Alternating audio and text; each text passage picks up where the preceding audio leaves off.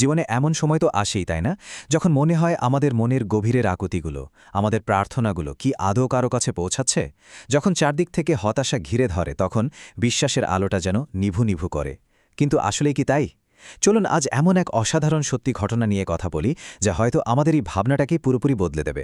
এই প্রশ্নটা কঠিন সময় মনে হয় আমাদের সবার মনেই কম বেশি আসে। যখন মনে হয় যে সব পথ বন্ধ, তখন ভেতর থেকে এই প্রশ্নটাই যেন ধাক্কা দেয়। কিন্তু আসলে কি দোয়া ফিরিয়ে দেওয়া হয়, নাকি আমরাই ধৈর্য রাখতে পারি না? চলুন এই প্রশ্নের উত্তরটা খুঁজে বের করি একটা বাস্তব ঘটনার মধ্যে দিয়ে।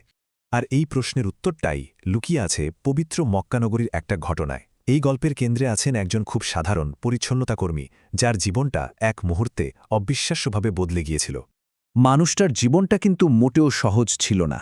ভাবুন তো, বিদেশে কাজ করছেন, কিন্তু তার উপর ঋণের এমন এক বিশাল চাপ যা তাকে প্রায় ভেঙেই ফেলেছিল।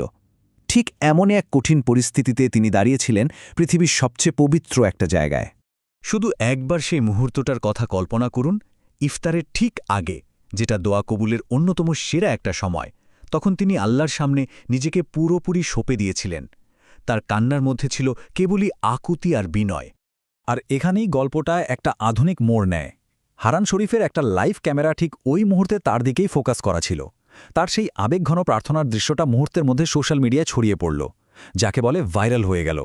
আর লক্ষ লক্ষ মানুষের হৃদয়ে ছুঁয়ে গেল সেই দৃশ্য। তো এই ভাইরাল ভিডিওটাই চোখে পড়ল সৌদি আরবের একজন দানশীল ব্যক্তির। পরিষ্কারতা কর্মীর সেই আন্তরিক কান্না আর অসহায়ত্ব দেখে তিনি এতটাই প্রভাবিত হলেন যে তিনি ঠিক করলেন যে করেই হোক এই লোকটাকে খুঁজে বের করে তার পাশে দাঁড়াতে হবে। আর ফলাফল এক কথায় অবিশ্বাস্য। সেই দানবীর মানুষটা তার সমস্ত ঋণ পরিশোধের দায়িত্ব নিলেন। হ্যাঁ, একটা টাকাও বাকি রইল না। একেবারে 100% ঋণ শোধ হয়ে গেল। সুবাহান আল্লাহ! এক নিমিষেই তার সব দুশ্চিন্তা শেষ। এখন সবার মনেই তো এই প্রশ্নটা জাগা স্বাভাবিক, তাই না? যে সেই বিশেষ মুহূর্তে তিনি এমন কি দোয়া পড়ছিলেন যা এতটা সাথে সাথে কবুল হয়ে গেল? কি ছিল তার প্রার্থনার ভাষা? চলুন পরের অংশে আমরা সেটাই জানার চেষ্টা করি। জানা যায় তিনি যে দোয়াটা পড়ছিলেন সেটা কোনো সাধারণ দোয়া ছিল না। এটা স্বয়ং রাসূলুল্লাহ সাল্লাল্লাহু আলাইহি ওয়াসাল্লাম আমাদের শিখিয়েছেন ঠিক এমনই কঠিন বিপদের সময়ে পড়ার জন্য। এটা এমন এক বরকতময় দোয়া যা গভীর সংকট থেকে মুক্তির জন্য বিশেষভাবে পরিচিত। দোয়াটার অর্থটা খেয়াল করুন, কত সহজ কিন্তু কত গভীর। এখানে একজন বান্দা সরাসরি আল্লাহর অনুগ্রহ আর দয়া চাইছে আর স্বীকার করছে যে একমাত্র আল্লাহই এর মালিক। মানে এখানে নিজের অসহায়ত্ব আর আল্লাহর ক্ষমতার এক কামেল স্বীকৃতি রয়েছে। আর হ্যাঁ, এই দোয়াটা নির্ভরযোগ্যতা নিয়েও কোনো প্রশ্ন নেই।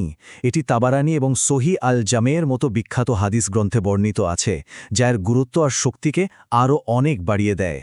আসলে এই পুরো ঘটনাটা শুধু একটা দোয়া কবুলের গল্প না। এর ভেতরে লুকিয়ে আছে বিশ্বাসের একটা বিরাট শিক্ষা, একটা শক্তিশালী বার্তা। চলুন বিশ্বাসের সেই মূল ভিত্তিগুলো একটু সহজ করে বোঝার চেষ্টা করি। পবিত্র কোরআনে মহান আল্লাহ কিন্তু আমাদের ঠিক এই কথাটাই বলেছেন, এই আশ্বাসই দিয়েছেন। তিনি বলছেন, পরিস্থিতি যতই কঠিন হোক না কেন, তার রহমত থেকে যেন আমরা কখনো হতাশ না হই। তার উপর ভরসা রাখাটাই হল মুক্তির প্রথম ধাপ। ইসলামে এই গভীর বিশ্বাস বা আস্থাকেই বলা হয় তাওয়াক্কুল। এর সহজ মানে হল নিজের পক্ষ থেকে সর্বোচ্চ চেষ্টাটা করার পর ফলাফলের ভারটা পুরোপুরি আল্লাহর ওপর ছেড়ে দেয়া এবং তার সিদ্ধান্তে মন থেকে সন্তুষ্ট থাকা। বেশ, তাহলে এই পুরো আলোচনা থেকে আমরা নিজেদের জীবনে কোন জিনিসগুলো কাজে লাগাতে পারি? দোয়া কবুল হওয়ার জন্য আসলে 3টা মূল নীতি আছে যা আমাদের জন্য পথপ্রদর্শক হতে পারে। প্রথমটা হলো ধৈর্য, মানে সবর, ঠিক যেমনটা ওই পরিচ্ছন্নতা কর্মী ঋণের বোঝাই থেকেও রেখেছিলেন। দ্বিতীয়টা হলো তাওয়াক্কুল, অর্থাৎ নিজের সব আর্জি আল্লাহর কাছে পেশ করে তার উপর পূর্ণ আস্থা রাখা। আর 3 নম্বর এবং সবচেয়ে জরুরি হল এই বিশ্বাস বা ইয়াকিন রাখা যে তিনি যা করেন তার মধ্যেই চূড়ান্ত কল্যাণ আছে, যদিও আমরা হয়তো সেটার সাথে সাথে বুঝতে পারি না। আর সবশেষে এই কথাটা মনে গেঁথে নেওয়া খুব জরুরি। মানুষ হয়তো মুখ ফিরিয়ে নিতে পারে, কিন্তু যিনি আমাদের সৃষ্টি করেছেন তিনি কখনোই তার বান্দাকে খালি হাতে ফিরিয়ে দেন না। হয়তো তিনি প্রার্থনার চেয়েও ভালো কিছু দেন অথবা সঠিক সময়ের জন্য অপেক্ষা করান।